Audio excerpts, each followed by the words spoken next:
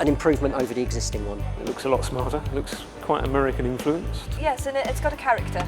I think that it stands out still. Practical, safe and reliable, I would say. More like quirky. It's different. Now, let's face it, not many 4x4s actually go off-road much these days. And despite this, Honda says that its new CR-V is still a car for every occasion, but it's much more likely to appeal to families than farmers. With a good interior, decent practicality and storage much more important than the ability to lug around a hay bale. So we've got a selection of family buyers along in today's What Car Reader Test team to see what they think. Yeah, overall, it kind of just looks a bit sharper. I definitely like the new alloys. Looking at it by itself, it looks like it's slower. I'm not sure whether I like the flatness of the back.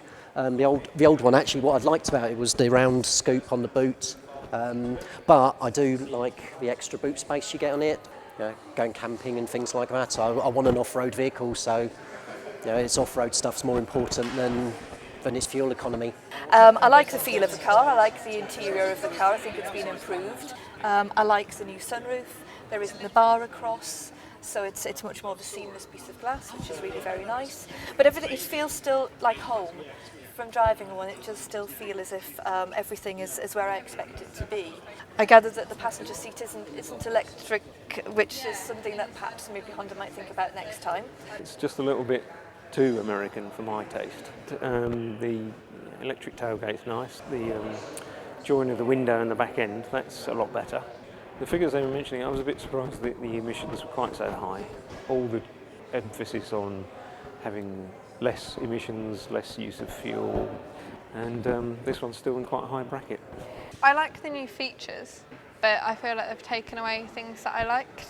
Like I liked having the armrest in the front, and there's less room for the side pockets in the door, so it's a bit less room to get in.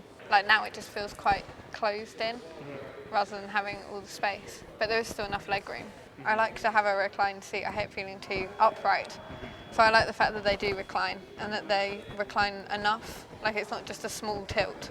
The interior is a big step up over the model we have, and it seems to be very, very spacious. So if this is quieter and more economical, then that would be a good thing. Being a Honda, it should be very reliable, I hope so. And yes, we would seriously consider buying one, definitely. So, our readers felt that the new CR-V was a big improvement over the old one, with the plush interior and those new looks coming in for particular praise. Emissions of 149 grams per kilometre on this diesel model could be a little bit better, but a smaller diesel and a two-wheel drive petrol should help in that front in the future. For more information on the car when we get to drive it in the next couple of weeks, take a look at whatcar.com.